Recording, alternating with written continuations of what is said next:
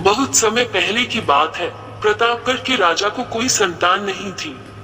राजा ने फैसला किया कि वह अपने राज्य के किसी बच्चे को ही अपना उत्तराधिकारी चुनेगा। इसी इरादे से एक दिन सभी बच्चों को बुलाया गया।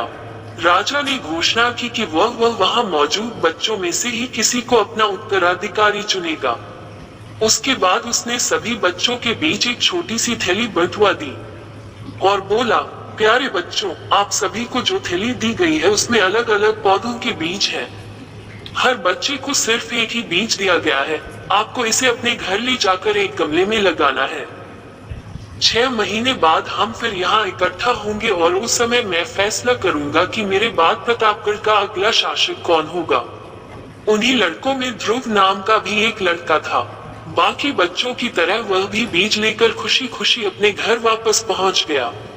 माँ की मदद से उसने एक गमला चुना और उसमें और अच्छे से उसकी देखभाल करता।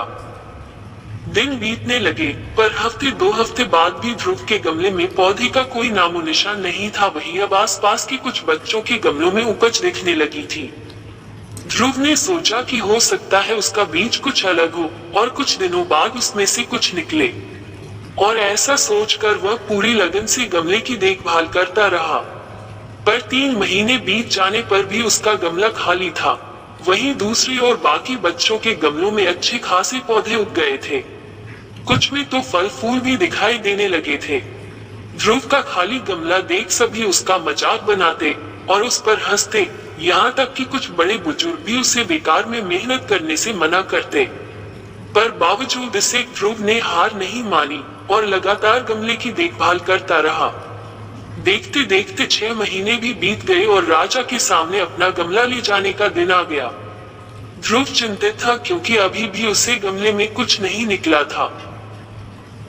वह मन ही मन सोचने लगा, अगर मैं ऐसे ही राजा के सामने चला गया तो सब लोग मुझ पर कितना हंसेंगे, और कहीं राजा भी मुझसे नाराज हो गया और सजा दे दी तो किसी को यकीन नहीं होगा कि मैं बीच में रोज पानी डालता था। सब मुझे कितना आलसी समझेंगे।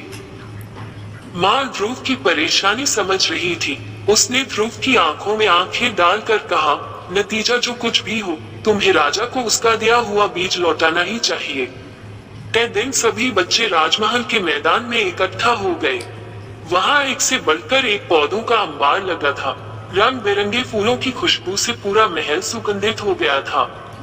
ध्रुव का खाली गमला देख बाकी बच्चे उसका मजाक उड़ा रहे थे कि तभी राजा के आने की घोषणा हुई। सभी बच्चे शांति से अपनी जगह खड़े हो गए। सबके अंदर बस एक ही प्रश्न चल रहा था कि कौन बनेगा राजा। राजा बच्चों के बीच से होकर आगे बढ़ने लगे। वह जहां से भी गुजरते बच्चे तन कर खड़े हो जाते और अपने आप को योग्य उत्तराधिकारी साबित करने की कोशिश करते। तमाम खूबसूरत पौधों को देखने के बाद राजा की नजर ध्रुव पर पड़ी। क्या हुआ, तुम्हारा गमला खाली क्यों है? राजा ने पूछा। जी, मैं रोज इसमें पानी डालता था, धूप दिखाता था। 6 महीने तक मैंने इसकी पूरी देखभाल की, पर फिर भी इसमें से पौधा नहीं निकला। ध्रुव कुछ हिचकिचाहट के साथ बोला। राजा बाकी गमलों को देखने के लिए आगे बढ़ गया और जब सभी गमले देखने के बाद उसने बच्चों को संबोधित किया।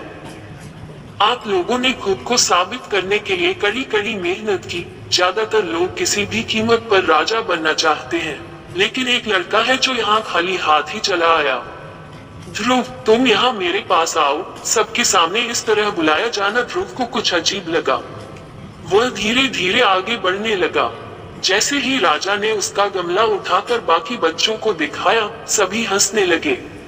शांत हो जाए, राजा ने ऊंची आवाज में कहा। 6 महीने पहले मैंने आपको बीज दिए थे और अपने अपने पौधों के साथ आने को कहा था। मैंने आपको जो बीज दिए थे वो बंजर थे। आप चाहे उसकी जितनी भी देखभाल करते उसमें से कुछ नहीं निकलता। लेकिन अफसोस है कि आप सबके बीच में बस एक ध्रुव ही है जो खाली हाथ यहाँ उपस्थित हुआ है।